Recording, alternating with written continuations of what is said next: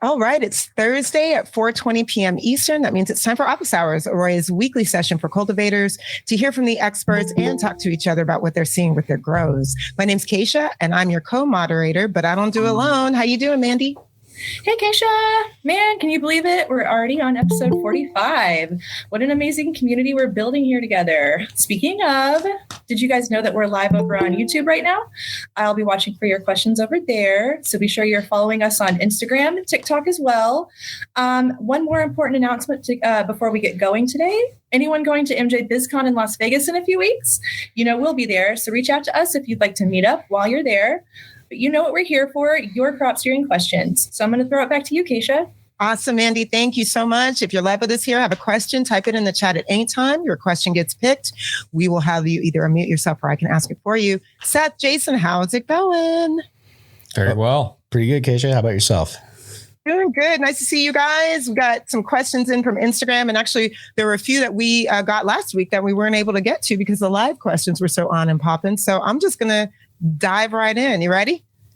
Let's do it. All right. Canna Ray wrote in a great question. They wanted to know, where is the best location to hang your Atmos 14? At the canopy level or above it? So my general rule is within a foot of the top of the canopy. Obviously, while your plants are growing, sometimes that means it's good to raise it up. Ideally, what we're doing is getting the best sample to attribute what the plants are feeling in that room. And so obviously the closer it is to those plants, you know, within a foot of the top of the canopy, you'll be getting some of the microclimate in there, some of the reduced wind flow that the plants are pushing. Yeah, I mean, I think you nailed it there, really close to the canopy top. We want a really average representation of what we're seeing across the room at the canopy level. So within a foot. And then, you know, if you've got exhaust vents, dehu exhaust, fans, anything like that, probably don't put it directly in front of that, you know, source of change in the room, because we want to capture that average look, not, you know, what is it right in front of my dehu exhaust? Because then you might go home and go, wow, it's 95 degrees in my room. I sure didn't feel like it. So we want to get, you know, the best representation possible of what's going on at the canopy level. Beautiful. Thank you so much. Awesome. Looks like we got some sound we're going to be correcting here. But thank you guys for that answer. We're going to move on to the next one.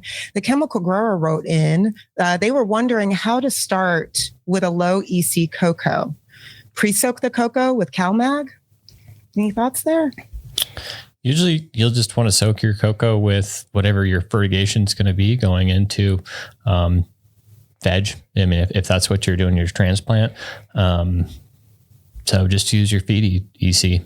Yeah. And, you know, one thing I always can't stress enough to people, when you get directions with a particular media, try following those first. So, you know, in cocoa, we've got a big range of brands. Some brands have a better wash than others. So if you get a brand that says, hey, you should wash this, you know, X amount of times, 1, 2, 3, with straight water and nutrient solution, you know, pay attention to that. Certain brands of cocoa aren't washed as well. They have high salt levels coming in, not the salts we want. But like Jason said, we want to charge that up typically with our regular nutrient solution so that plant has access to everything it needs right off the bat. And when we transplant into something with too low of an EC, once that plant takes off, it's hard to get it to stack up. You know, if we're way down around like 1.0 and that plant really needs 3, every time we try to wash it up to 3, that plant might just eat it right back down. Yeah, set yourself up for success. Awesome. Thank you so much for that. Just a reminder to everybody who's on with us live, we want to answer your questions, get them to the experts. So don't forget, go ahead and post those in the chat at any time. We're going to keep moving on through our Instagram questions. Gonzo396 was asking about thermal cameras. They were wondering if you guys could go into detail about the use of them and what brand works. You guys use thermal cameras much? I have in the past, and we got some weird stuff with the mics. Yeah, we'll echo. I think I had a FLIR that I was using, and they're, I mean, as valuable for the plants as they are for the facility. So I guess we could probably dive in and talk about some diagnostics that we're doing, 1 with the plants and 2 with the facility. Really fun. I liked getting up on a ladder and trying to take a vertical shot of the canopy, and you could basically get a bud count of it because the buds are going to be cooler. So you get a really nice gradient showing you the hot spots on the plant. And then obviously you get to see the cooler spots where the leaves are actively transpiring. Every once in a while, you'll even be able to pick out a sick plant. I had one that was way warmer than the rest of the plants. And I went down over to the substrate there. We were in soft-sided cocoa bags and shot the bag with a thermal camera as well from the bottom, and we could see that one of the drippers was clogged up. So that cooler irrigation, you can definitely see its effect, and it's just going to be like a gradient away from the dripper. So those were some cool things I was doing with the plants. I always really wanted to build an algorithm or something that would count my buds per square foot or square inch based on the trellis, because the trellis showed up really well in there as well. So those are some of the plant ideas. And then some of the facility type of stuff was monitoring fan performances. So if some fans were way hotter than expected, just getting an idea of the room layout by looking at walls and those types of things. Lights, you can check out if lights are burning a little bit hot. Kind of some of the ways that I used it. Yeah, I like using them for identifying microclimates in the room. And then actually one that I've kind of been introducing with a few clients, if you've got, especially security cameras or a fixed camera with infrared capability, but let's say you're running your room at nighttime, we're trying to figure out did we get runoff? Did we not? The graph looks like we did. Was it across the whole bench? Just like Jason was talking about positioning it so you can see just one pot that doesn't have drippers. We can also see that water go onto the table and see an effect there. So if we push enough runoff, we'll actually see that on the table. And it's a good way to just have eyes on your environment when you're not there. That's where I really see them come in, is like overnight. All right, that nighttime room, or the lights shut off and no one's there. Okay, we can start to identify certain heat sources, or hey, where does all our heat go when the lights turn off? Do we actually have a leak in the room? We can really identify a lot of those things that are hard to see and feel in a wider picture. All about getting greater transparency, right? Wonderful. Okay. One of our attendees posted a question here in the chat. They wrote in, when are you going to have to recalibrate the Terrace 12? Should ever have to. So when we ship it out, it comes with a lifetime calibration. That being said, if you're seeing some readings are a little bit weird, make sure that you've cleaned the prongs with some isopropanol or other cleaning agent. Make sure you're not using something that's too abrasive, like a Scotch-Brite pad on there. Just make sure that they're nice, wiped off and clean. That salt buildup can cause them to read a little bit irregular. And then, another thing is just the installation consistency. So make sure you are using your installation template tools so that you're getting at the right height. Make sure that they're nice and fully seated to the white body of that sensor, and make sure you're horizontal with the prongs, and make sure that you're not reinserting into a hole. If you're in a hard sided plastic, make sure that you've cut out space so that Terrace 12 can fully contact the substrate. So that being said, of the 60,000 plus sensors we have in the field, I personally haven't seen much of almost any issue with calibration long-term since we deployed these. Yeah. The Terrace 12 is, like you said, has a lifetime calibration. And actually the original intent with that sensor was to be able to put it in situ out in the elements for a long amount of time. So during that development process with Meter, they found a solution that tends to last for a long, long time in a solid state. That being said, it is a precise scientific instrument. So anytime we're talking about, just like Jason said, sensor installation consistency, our height, that's got to be just perfect. We're looking basically at a horizontal cross section. As we go up in any media, that's going to change. So we always want to be getting it at the exact right spot. And then two, realize that any media we're working with, whether it's rock wool, cocoa, peat, all of this stuff is coming to you while we may compare about the prices that it comes at. Really, it's a pretty cheap product. If you wanted to pay $20 per pot, we might be able to get some super finely manufactured, consistent product. But if you're paying a couple bucks per compressed cocoa brick, or buying one slab at a time, there's only so much manufacturing consistency that can happen. So when you get, say, one pallet of cocoa, you burn through that same brand, you get another one, and you get a few % difference on your field capacity readings. That's not the sensor that could very easily be that batch. They set the machine differently. It's crushing harder this time. This time it's shredding finer. There's all these little inconsistencies. And then, what that kind of translates into is we're always playing a game of averages here. When we look across our crop, these are living things, and you can see when you go to take them down. I challenge anyone to bring me a crop where they got like less than 5 grams variance per plant at harvest time wet weight. That's like how close we'd have to be to have perfect consistency across this. So, you can get hung up on little details like that, or remember that we can only do so much based on the technology that we have. If a great example is if you have a really high flow irrigation system, if the minimum you can turn on, is 200 milliliters, let's say, well, in a smaller pot size, like 1.5 gallon cocoa, we're going to have a really big limitation there. So, as far as calibration goes, it is important.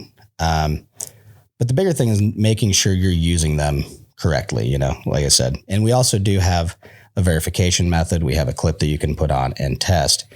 But like Jason said, it's highly, highly rare that we throw that clip on and get anything other than our desired tolerance range. Yeah. One thing I forget sometimes is that these things are sensitive enough that just the oils on our skin from handling the prongs can affect the reading slightly. So that cleanliness, installation, consistency are really the best things you can do to ensure that the data you're getting is an exact representation of what you're trying to sample. Yeah. And, a big thing too, that I always tell people, if you're really having doubts, go look around at the table, do some spot checking. If you've got your sensor plugged into an outlier, don't worry about it too much. Like, move over and look at what you can accomplish feasibly. On the other hand, if that outlier is worrying you, really go check it out. You might just have a plugged emitter. There are a lot of times very simple solutions to something that looks like a cause for concern on the graph. Wonderful. Thank you again for that. It's all about setting yourself up for success, being consistent where you can. Awesome. S. Biangan, and I'm sure I pronounced that wrong. Thank you so much for your question. If you have a follow-up, please do post it in the chat. So I guess I'll just start off with that one. You're not in a very steerable media for the size of plant that you're producing. So what you're doing is going super generative, which is probably putting out some pretty killer bud. You're just, might be confusing why you say, like, why do I have a 3 or 3.5 gallon pot and my plants aren't as big as my buddy that's got a 1.5 gallon pot? And what it comes down to is, with that bigger media, you need a huge plant out of a 3.5 gallon pot to really be able to steer properly. If we want to get that 15 to 25% dryback, that's going to be a lot. It's going to take a lot longer to achieve that with a 3.5 gallon pot and, let's say, a 4 or 5 foot plant. So your biggest increase, honestly, would be getting off of the Pro Mix or going to a smaller pot, at least. Start with maybe a 2 gallon pot size for the size of plants you're running, and see if you can actually achieve an appreciable overnight dryback and a decent, midday dryback. Because if you can't get, faster than, let's say, 1% an hour, we're not gonna be able to get that many P2s on. Like, that's a reality for bulking, and that's kind of one of the secret sauces, I guess, to really getting that yield up, is being able to get that bulking into place, which you'll never be able to do in an oversized media for the plant. All right. Michael wrote in. Michael, if you want to unmute yourself to comment further, please do. When burying a Terrace 12 in a mom pot, 7 to 10 gallon pots, where would ideal placement be? Against the outside of the pot or a little further in? Yeah. So I've done quite a few mom pot installations, and my personal preference is to be a little ways into the media if you can, if you're in something like a 7 to 10 gallon. The reason just being is, so our Terrace 12 has a 1 liter volume of influence. So when we think about what is it measuring, it's trying to measure, about the size of a 1 liter bottle, or maybe a little bit bigger than a pop can around those prongs. So if that's in an area that's quite a ways away from the plant, or just at the edge of the media, we've got a ton of surface area on something like a 7 to 10 gallon pot. A lot of times they're even the fabric sided. We're not going to be getting a great sample of what the average of the water content in that container is. And that's usually what's the most helpful information. Obviously, if, we're looking at the lower 5% of volume based on how much water is in there, then we're usually going to overwater that mom. And so, being a ways in there, I like to think about quadrants, right? So if, we look at what's one of the most average spots in that plant substrate that would represent an average water content, well, it's going to be closer to, say, a quadrant within that 7 to 10 gallon. Yeah, I wish I had my placement tool here to give you an exact height on that, Mikey. I want to say it's around 3 inches for a pot that tall. It depends on how tall your pot is versus wide. But yeah, just like Jason said, think about where in the pot you want to be capturing that. When we're talking about moms, we typically want to get it close, even if you're bearing it right dead center in the pot, that's good because if we're looking at that drier gradient, when Jason's talking about over watering moms, that's why 3 months later, you can have this beautiful mom that just craps out on you. Then you go grab the stem and you don't have to break it over. It just falls over at the weight of your arm. And that's just because you've got so much root rot building up in there, which is obviously not desirable even to have in your facility. So yeah, you really want to get it right in the middle. And just remember, fabric pots always make a difference. So if you had a really wide, shallow fabric pot, we would still be in the same boat just because it's going to dry out around the outside of that pot. So logistically, it makes it, a little bit more challenging than installing sensors in a production flower room. And this is the best time to do it for your moms is when you are transplanting into that 7 to 10 gallons so that you can get that placement. That sensor is going to be buried in there. And another logistical challenge is when you go to kill your moms, you might need like a power saw to cut through the roots to get that TEROS 12 back out of there, and just be really careful that, you're not including the cable as a root that you're cutting, or even into the body of the sensor. So definitely a little bit trickier. But if you are trying to optimize the growth of your moms and you are taking metrics and standardizing your processes, it's a worthwhile venture. Oh yeah, absolutely. To get some, just to get any tracking on it. And for instance, like when we're talking about a 7 to 10 gallon pot, I myself would end up probably with a decently high ratio of perlite in there, even up into that 20 or 30%, just because I don't want that root rot happening in the center of the pot. Well, what do I know about bringing perlite in? It's going to make getting that super consistent reading across my mom's kind of difficult. Like when I look at the graph, I might see some stratification, even though I think they're all relatively the same. The big thing to remember there is that we've got a few different variables that are playing that are going to make it hard to get a super accurate result. The bigger thing we want to see is that difference in dryback. So we want to see that we are actually successfully drying back. We've got good transpiration going. Roots seem to be in good health. We've used enough water to warrant watering again. Sometimes we have instruments that are more accurate and precise than the media we're trying to measure allows. If you stick one of these T12s into pure perlite, it's going to be very difficult to get a reading at all, or anything believable, just because we have so much air contact along that probe. Amazing, you guys. Mikey just wrote in, I went with 4 inches up and 2 inches out from the pot edge, putting the sensor tips in the bottom of my primary root bulb. I'll try to bring it a little further down with the next batch. Does that sound to you guys? That sounds really good. Yeah. I mean, honestly, Mikey, I'd probably keep doing it the exact same way.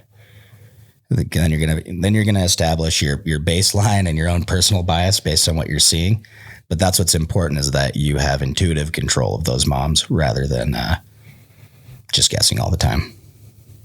Back to the old hand watering in a pot that you can't lift up. That that never really works out too well.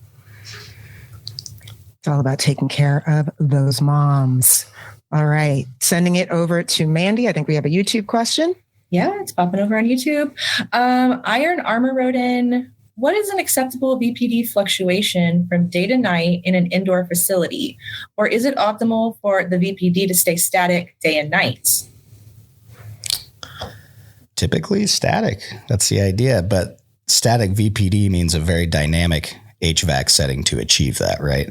Because we're going to be lowering temperature, lowering humidity to maintain that VPD. So yeah, keep it static if you can. If you are going to have some fluctuations, I typically like to see less than about 0.2 of a drop overnight, any more. And we start to it gets much harder to predict your dryback line as your plants grow. The bigger they get, the harder you have time maintaining VPD.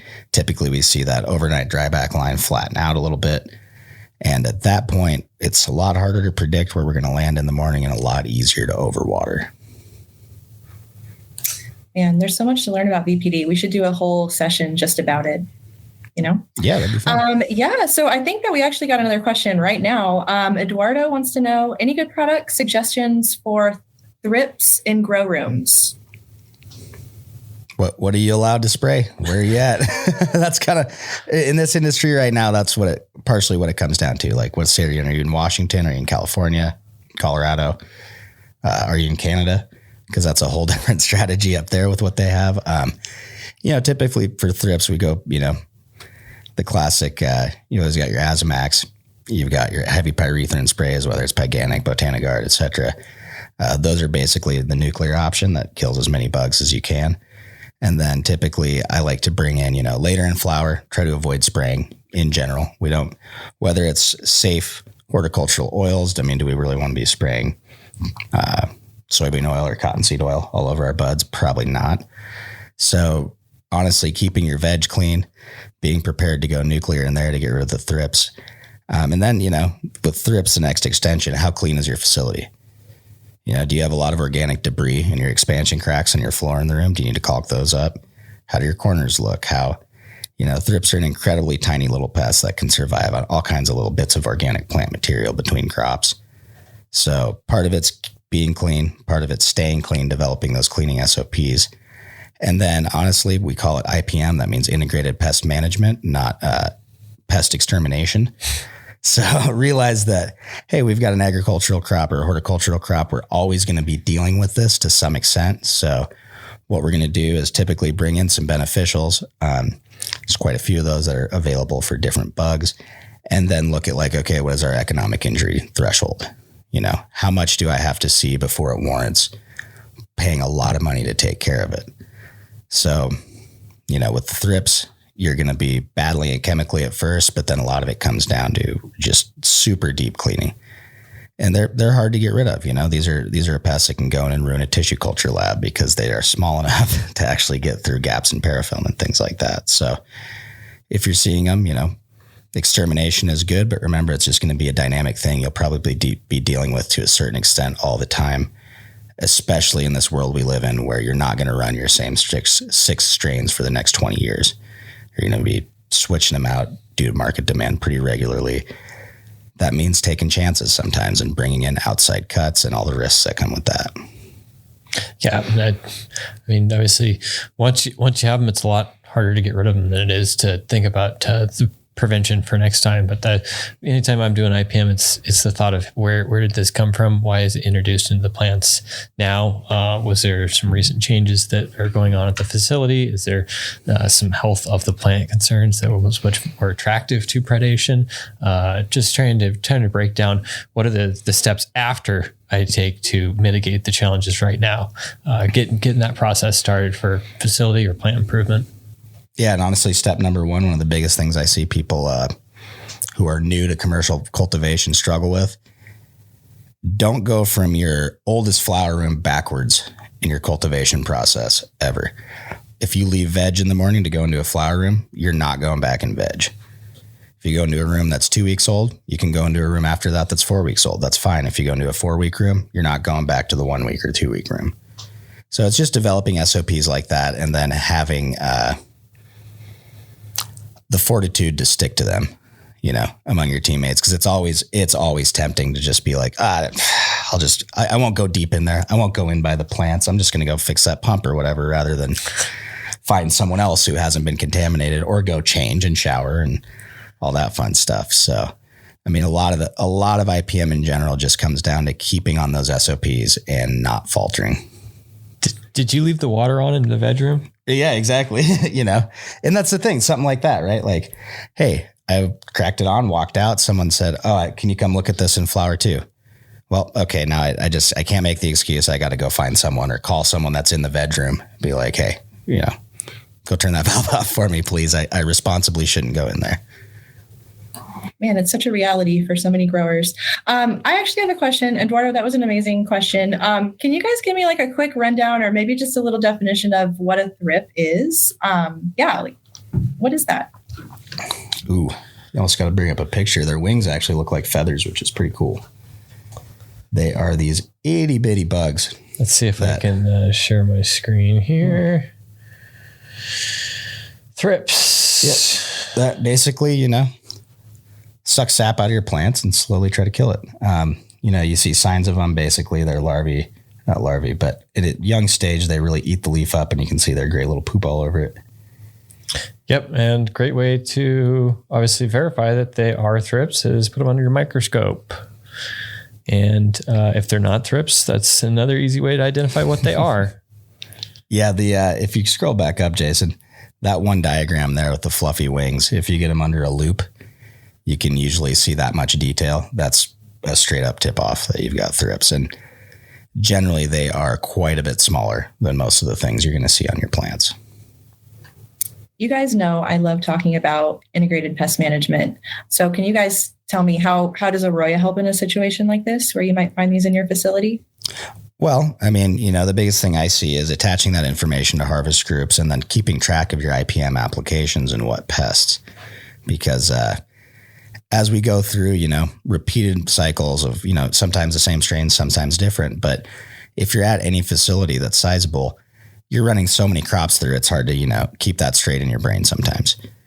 And you're like, hey, we've got all these different strategies going. We got 10 different rooms. We're trying to treat all these different things at once. It's really easy to let data slip through the cracks and forget things like, oh my God, we just saw an aphid, but we are in a greenhouse and it is October. Like, yep, that'll happen. They're all trying to come inside. So we need to respond on this crop, but maybe when we start in December, might not have to worry about it. We might have a whole different IPM strategy at that point. So that's the biggest way I think AROYA helps people with IPM. And then also just maintaining the right climatic environment. If it's too dry, that definitely helps. Or not too dry. If it's dry enough, that helps with certain bugs. And then also, when we talk about botrytis, powdery mildew, root rot, any of the common things we see as far as disease in cannabis goes. Generally speaking, once we move to a controlled environment, the best way to avoid disease is to not provide an environment that can cultivate it. If you want to run 65 degrees overnight and you can't get down to 45% or so humidity, well, we've created a perfect place to culture some mold. So, that's what we got to be aware of. There's certain things that we just inadvertently create a beautiful environment for, and same thing goes with let's say irrigation lines. If we've got a compost tea we run through there sometimes, a biological additive, and then a nutrient soup that's sitting at, 75 to 80 degrees all the time. Most of the time, we're going to get some biofilm. Some stuff's going to grow in there. There's not a whole lot we can do to change that other than adjust our inputs, perhaps start using some hypochlorous, change what we do physically and procedurally, because anytime we've got to introduce an extra input, that's money we're either not making or losing, depending on how you want to look at it. Yeah. So kind of just breaking down into simple terms of what you're saying is AROYA is most helpful for IPM in observational logging and plant health. Plant health to obviously keep them less susceptible to predation, and then observational logging, things like communicating within our interface, taking pictures of severity, and logging pesticide applications. Yeah, and that's a great way. If you go and look at a run in the past and you go, wow, that is way more applications than we normally have. What the heck was going on? Because like I said, it's really easy to do these things reactively. And then, sometimes if you're facing a lot of problems in your grow, it's such a whirlwind that even on the next run, you're still being reactive. You're not saying like, hey, we did this program that works. It's just, bug, spray. So registration of everything you're doing is the best you can do. Treat all this, if you can, like you would be treating any kind of scientific study. As much data capture as possible and capturing it and organizing it in a way that you can actually analyze. Nice. Living and learning. Thank you guys for that. Eduardo did have a follow-up. That makes so much sense. I've been going into flower, which is week 3, going into the bedroom, and so never thought of cross-contamination. Dang.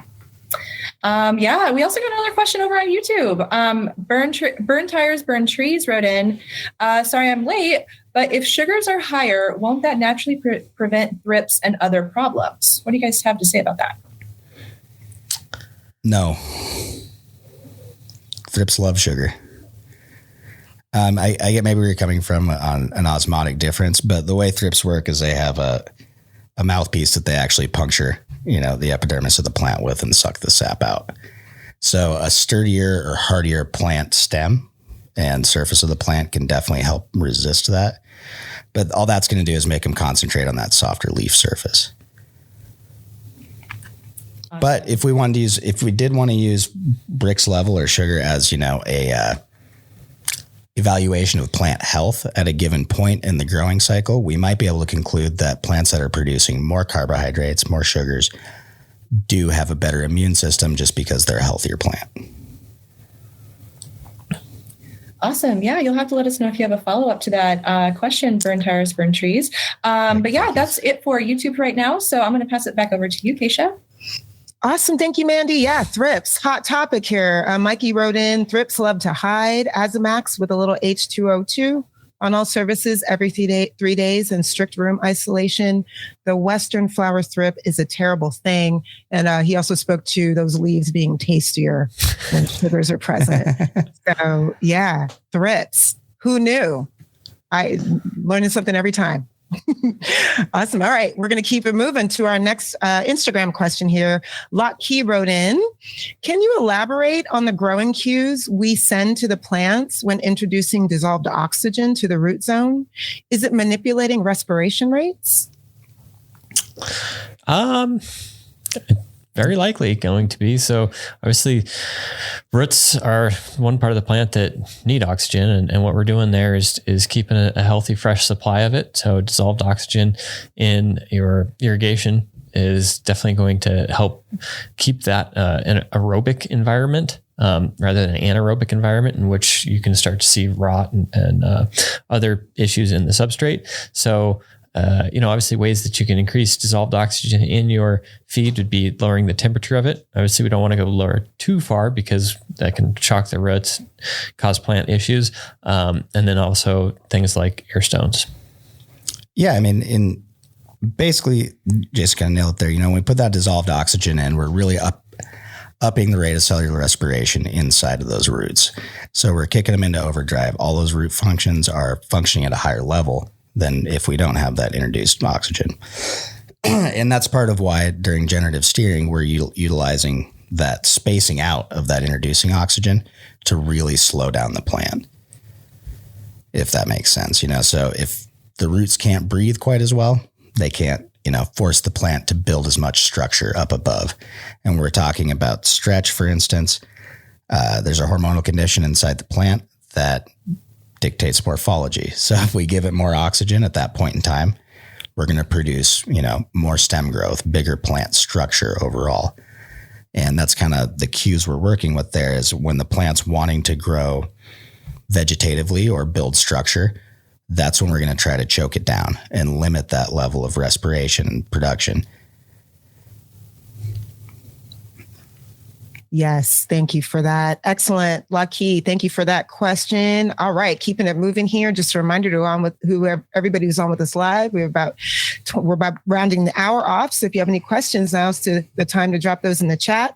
Blockhead Buds wrote in, I've tried no CO2 on multiple grows versus with. Maybe it's my environment, but I haven't seen a noticeable difference. Why would that be, do you think? And they're wondering if it matters if you're in a tent, sealed space, etc. Obviously, with a tent, you wouldn't use exhaust fans. Got any thoughts on that? Sure. So let's just break down the science of photosynthesis. And when we look at the equation, the stoichiometric equation, you have water and CO2 catalyzed by light, and that's going to be producing sugars, which obviously the plant is using for growth. That being said, obviously CO2 is probably one of the most critical elements that we can add to a grow room if, like you had said, environmental factors are right, including especially amount of light that you have on your plants. So if we can balance all three parts of those equations, amount of light, amount of water, and CO2, then we're going to have as least amount of waste as possible going into that equation.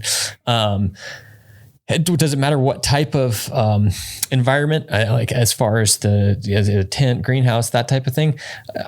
Not really. I mean, that's obviously going to change how you can keep the CO2 in your room. Obviously, when we're working in closed loop HVAC indoor type of situation, when we add CO2, all of it is going to either be used up by the plants, recirculated, or leave when a person enters or exits the door, which is really nice. We don't have to add quite as much CO2 to maintain the appropriate ppm levels. In a greenhouse, definitely can be tricky. Obviously, we've all seen greenhouses where we're using propane or natural gas burners to add CO2. Anytime it's something like that, we'll definitely want the injection in the front of the room so that, if it's a horizontal airflow, if it's like a vertical vented, then we'll definitely probably want those as low into the canopy as possible as well. So, greenhouse is a little trickier. Something like a tent in your house, it's just going to depend on how much circulation you have to run through it and how you're conditioning your air. Yeah, that's what I was going to say. Since the tent got brought in, if we're talking about specifically growing at home, your ambient CO2 levels outside and indoors, most places around 400 to 500 ppm is what we usually see. You might live in an area where that's elevated due to, industrial activity or something like that. But what it'll really boil down to is, hey, if you're growing with a 600 watt light at home, you probably aren't pushing ppfd high enough to really hit the point where that CO2 is going to make a big difference. And then also, I don't know how it goes. How many people are in your house? What's that like? Do you have a bunch of dogs? Do you have a lot of CO2 producing elements there? Do you brew beer in your basement too? But really what it comes down to is that ppfd. So, if you're in a situation where, let's say you've already invested into your grow, you've got your lights set up, your HVAC, everything, and you're thinking about CO2, get a light meter. See if that's something that you really even need to approach yet, because there is a potential chance that after you've got your whole your light set up, ready to go, got your spacing down and everything, that you might not have uniform 1200 ppfd coverage. At the end of the day, if the majority of your room is down at 500 or 600, just because of your lighting placement and choices, CO2 is not going to help you out at all. Yeah. So, what's the easiest way to raise CO2 in your room? You can spend more time in it as a person. Surprisingly, humans actually produce quite a bit of CO2. You may not be to the levels that you want, but kind of just a fun way to help your plants. Yeah. And I think, that's another one of those things like we've talked about, if you just go out and try to grow some weed in your basement or in a small scale, you can have pretty good success due to a variety of different factors that are present in that particular environment. Moving out of that environment into something that's fully controlled is often a big step. And that's where some of these little things like CO2 come in, modulating our light levels more, having more control over temperature. Cause I know when I go to grow at home, I don't really like it at 80 where I'll keep my veg plants, but I know my flower plants do great around 70 degrees where my house likes to be. And it'll be just a few degrees warmer inside that tent. So food for thought for sure. I mean, I know I could sit in a grow room and just stare at the plants and let my CO2 help them out. I don't know if it'd be enough. Yeah, if you're just there, if you're in a situation where you got let's say you got 4 dogs that live at your house, those suckers are producing it all day. Excellent. All right, Mandy, I think we've got something over on YouTube. Yeah. Yeah, we're getting some more questions over on YouTube. Mr. Grinch wrote in, any tips for dealing with springtails? I'm doing flood and drain in cocoa. They end up floating in my reservoir. I've cleaned and left my tent empty for a month, and they eventually come back. It sounds like you have a local population of them nearby that is probably migrating into your tent. I would for sure check a bunch of, if you have house plants, check those out. You got to deal with the source. I mean, it's unlikely that it's coming in with your media, although that is possible. You didn't tell us whether you're using pasteurized pressed media, organic, what you're going with. But typically something like springtails, once they're in, we've got them in the facility, and IPM is no different than any other soil-borne bug, really. Is everyone just dealing with pests right now? Everyone just, drop the pests that you're dealing with in the chat. Yeah. It's the fall. Yeah. They're all trying to come in from outside is what's going on. Everything you can imagine wants to stay warm. It's never ending. Yeah. Mr. Grinch, you'll have to let us know if you have a follow-up, but that's it over on YouTube right now. So back to you, Keisha. Thank you, Mandy. Yeah, this is the pest control episode. So yeah, please let us know what pests you guys are dealing with. This is really interesting stuff. I don't even know what a springtail is either. Yeah, just to remind everybody, the best advice that you can, if you are looking for advice, is find a pest management, a licensed pest management person in your area that can give you technically and legally that advice to apply specifically what you need to apply. We're just talking about things that have worked for people in the past, things that are general processes that can be helpful. But the best thing that you can do is get some professional advice to drop in, take a look at what you're dealing with, and then they can specifically recommend the chemicals you may need if that, or predatory bugs if you're lucky by chance. Oh, absolutely. I agree, Jason. Full disclaimer, I've only taken the test for the Northwest, so Washington, Oregon, and Idaho. When I go to other regions, sometimes these conversations kind of fall apart a little bit because they are not allowed to use most of the products that I'm used to using, for instance. So the only way I can help them is say, okay, I know these certain beneficial bugs seem to have worked for me on certain pests, but as an example, if I just go 4 or 5 hours north of where we're at, the whole game changes. Can't use pyrethrins, can't use a bunch of different products that we're allowed to use down here. So that changes the game. But at the end of the day, most of it comes back to cultural practices, SOPs in your facility, and being rigid with them. It's like, and looking failure right in the eye sometimes, and being willing to admit that there's a flaw. If you've got a root aphid issue, but you've also got your moms in your bedroom, I don't care how much money you spend on spray or drenches. Like, we're going to probably continue to deal with that issue because while we're running the facility, it's hard to not have moms, right? We got to keep our clones going. And if we don't take and build a separate space where we can really actually isolate those moms and make sure we're not bringing any of those root aphids out, then we're just going to be chasing our tail. There's almost no point in acting on that other than basic remedial IPM, because unless you're willing to change the source of the problem, you're never going to fully solve it.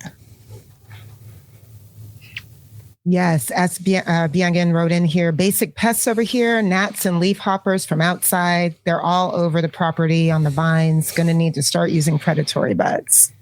Yeah, and honestly, that's like one of the best things you can do is work with a predatory bug supplier and make sure, once you get on a program with them and you're getting really fresh, viable bugs, introducing them at the right time, not exposing them to a freeze out situation. Don't stick the wrong ones in the fridge. And yeah, when they come in a box and it says apply within 24 hours of receiving, do that.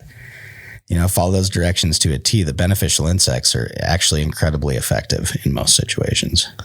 Yeah, I was at a conference recently here in Vegas where they were talking about how important it is to actually check the bugs that you have received. So if you get a package of predatory bugs, open up a package, look at them under the microscope and get an idea. Hey, maybe I've got a 10% death rate in this package. They're good to deploy. But if I've got a 80% death rate in there, then, talk to the supplier of those, get yourself a fresh batch, and you're not going to be doing much by deploying something that is not in a condition to mitigate the pests. Yeah. And yeah, exactly. You definitely realize that a bunch of stuff in our industry has expiration dates, and those expiration dates are very, very important. Even if we're talking about things like hypochlorous acid or Sanidate, all these cleaning agents, they expire, they lose efficacy over time. So you want to keep that fresh. The same with your pesticides and your bugs. We want to stay on top of it, stay as fresh as possible. And then, like Jason said, check them out. If you've got a bunk supplier, call them out on it. I've definitely done that a little bit in the past with like microbial input suppliers. Send someone an email with a picture of a Petri dish and you go, that I don't count many colonies in there, but it's exactly 1 or 0. That's not what the label said should be in there. And then you can determine, okay, well, I'm not going to use that product unless I can actually get the freshest version of it and test it again first. There's a lot of, hey, this is an industry, there's a lot of different ways to make money and there's a lot of different approaches in how to do this. So the more you search for specialized products that do very specific things, hopefully, the more you're going to find. That's a great reminder. It's all about those SOPs. So doing your due diligence is important, especially maintaining the longevity of your business. All right, Mandy, I think we've got a lot of action on YouTube. Sending it over to you. Yeah, you know what's going on over there. Diane wrote in a couple questions on the topic of pests. What should I use against white aphids? Again, where do you live? Because I'd love to tell you an answer that you cannot use in a lot of places. And then at the end of the day, though, safe answer, be clean and veg and get some beneficials. There's a whole host of predatory bugs that can be used against aphids. The key thing is just try to keep that population down. Any kind of a knockdown spray you can do in between veg and flower, for instance, right when you move into the flower room is going to be super helpful. But yeah, like Jason said, the best thing you can do is probably talk to someone or go yourself. If you're invested into this business, go take an IPM class and get certified to buy and apply pesticides in your region. At the very worst, you're going to spend, a couple weeks studying your butt off and learning a lot about chemicals. And at the best, if your weed farm folds, you can go be a pesticide applicator. If you want to talk about my backup plans. But, that's the best you can do because really the regulations change even in how we have to record this stuff. Like what I have been required to do in Washington in terms of the way we record it, the forms we use, and how long you have to keep that data on site, what you have to submit for the state. Totally different than California, which is totally different than Michigan, which is totally different than Colorado, for instance.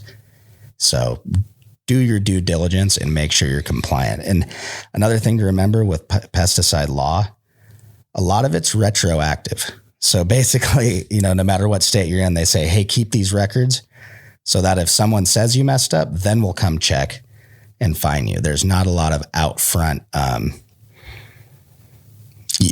The state isn't a consultant usually that you just call and say this or that. They'll say, go read the regs, read the label, learn your classes of pesticides in your region and how they need to work.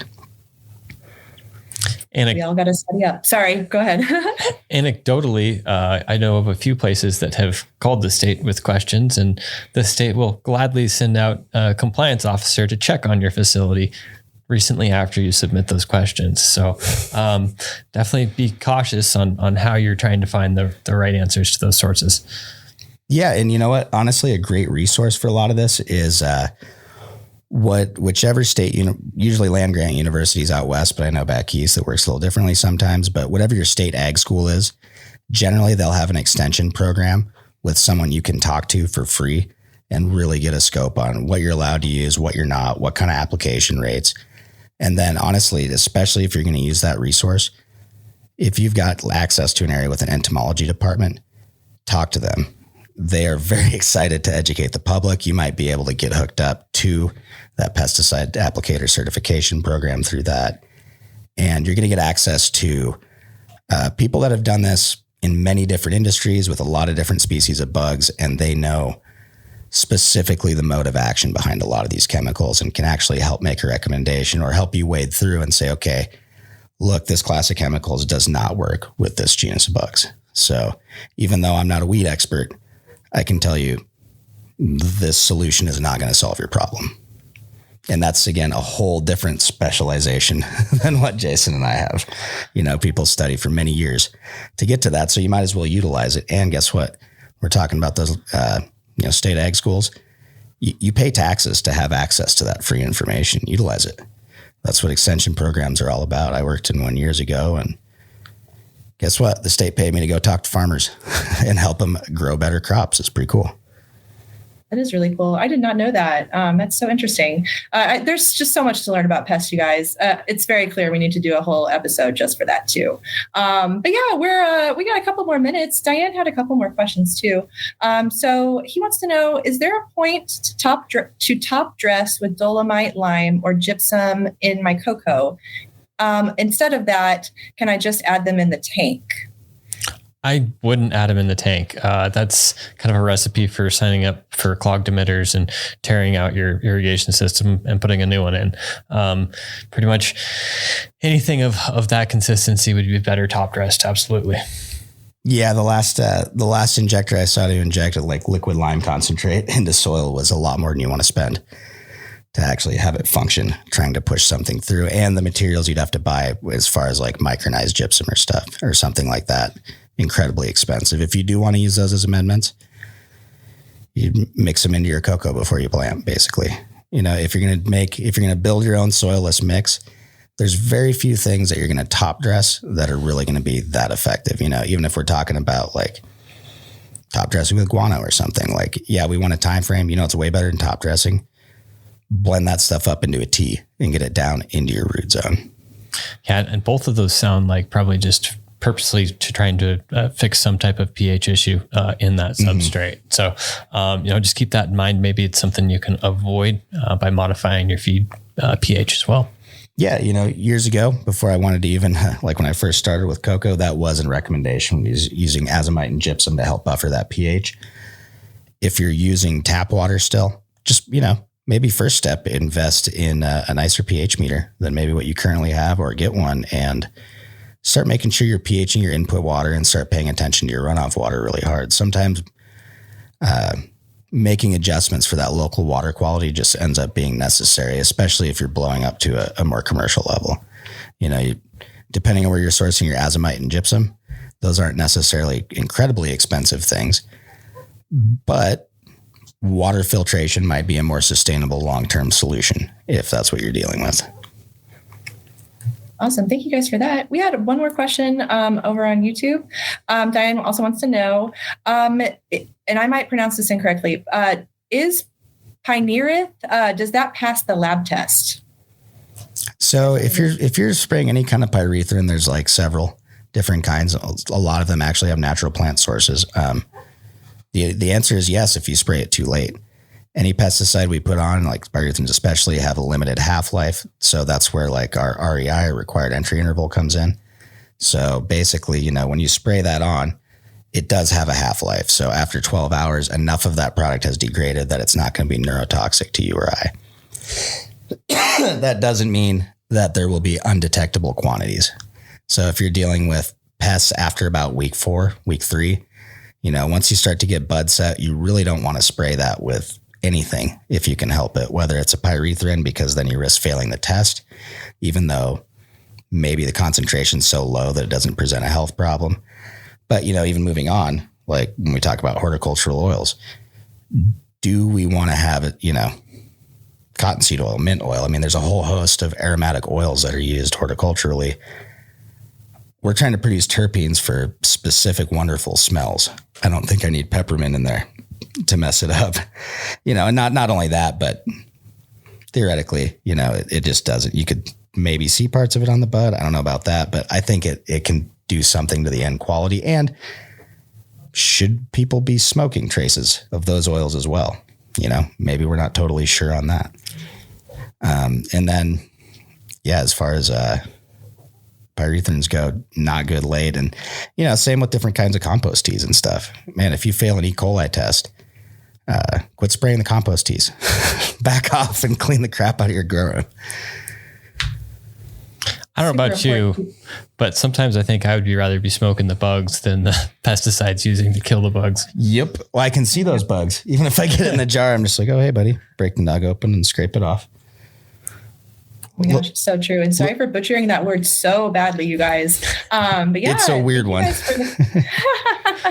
I'm going to have to practice it. But yeah, I think that's it over on YouTube for now. So back over to you, Keisha. Awesome, Mandy. Thank you so much. Gosh, so many good questions this week. We have one more from Instagram. So we'll close out our hour with this one. My Body 45, I think it was Mr. Body 4545 wrote in, what % of dryback is too low?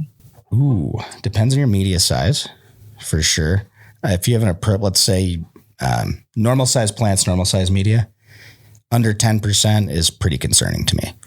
You know, if I see under 10% and you tell me, hey, I'm in a 1.5 gallon pot with a 4 foot tall plant, 5 foot tall plant. If I see 8%, we need to start looking at your environment.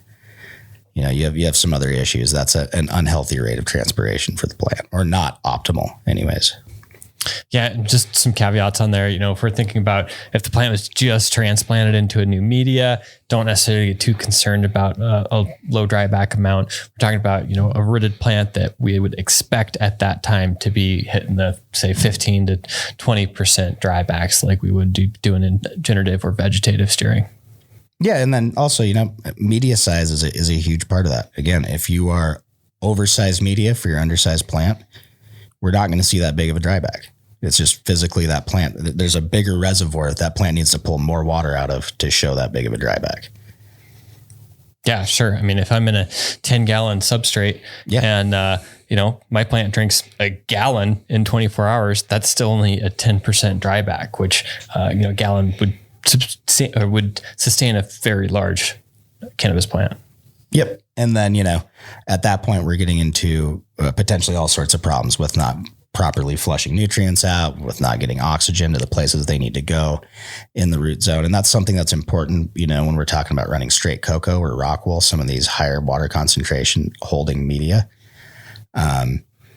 We don't want to keep it back up. We do want to get that 10 to 25%, even up to 30% dryback, because what that's doing is pulling oxygen into the root zone and making sure that it stays aerobic.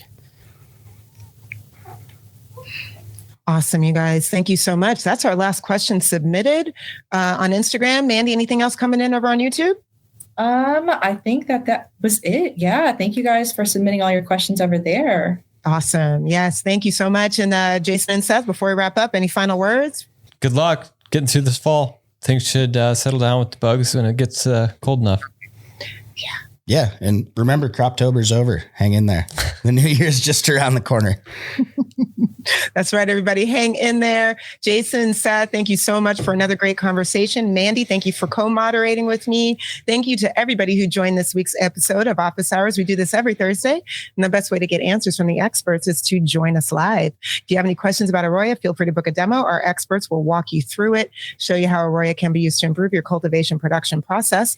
But as always, if there's any topic you'd like covered in a future episode of Office Hours, post questions anytime via the AROYA app. That's a newer thing. You can also feel free to drop them in the chat. Shoot us an email at support.aroya@metagroup.com. Send us a DM on Instagram. We want to hear from you. We record every session. We'll email everybody in attendance a link to the video from today's discussion. It'll also live on the AROYA channel, YouTube channel. Like, subscribe, and share while you're there. And if you find these conversations useful, please do spread the word. Thank you all so much. We'll see you next time, and we will see you at MJ BizCon.